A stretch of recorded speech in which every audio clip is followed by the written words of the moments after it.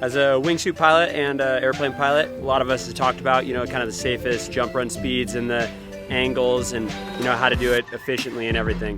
If we're carrying a lot of power to maintain that 60 miles per hour, 70 miles per hour, the next thing you know, we're going to be pitching it nose high, which then is going to put the tail low and have a lot more prop blast, which then can give a higher possibility of having a tail strike. It's very important to maintain a level deck angle with the aircraft with wingsuits. Low power setting. On a Caravan, I use probably 300 pounds of torque and run between 60 and 70 knots. And it's okay to allow the plane to descend a little, and this keeps that tail high, prop blast down, and gives the wingsuiter the optimum exit.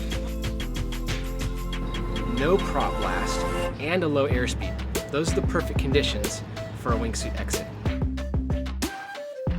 It doesn't hurt to talk to the pilot beforehand, and while you're on jump run, it's easy to look up and see if the flaps are down. Since you're at the front of the plane already, getting out last, it's easy to peek into the cockpit and see where the power's at. Is it low on the torque dial? And what's the airspeed? But hopefully you've had a conversation with the pilot beforehand and everything's been communicated. A really friendly conversation, because remember, the pilot's the boss.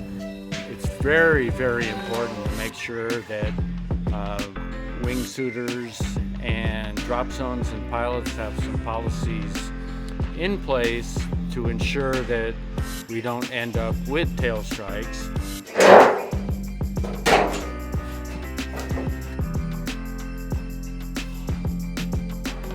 Wingsuits are here to stay. Maybe 20 years ago, it was a fad and it was, the next sky surfing and everything. But any given day at the drop zone, you're gonna have 15 to 30 wingsuit pilots at any decent sized drop zone. So the more we're doing it at the big drop zones, the middle drop zones, and everywhere in between, it's just gonna make it safer for our community and make it so the drop zone owners and everything wanna have wingsuiters around and keep the airplane and keep the wingsuit pilots alive.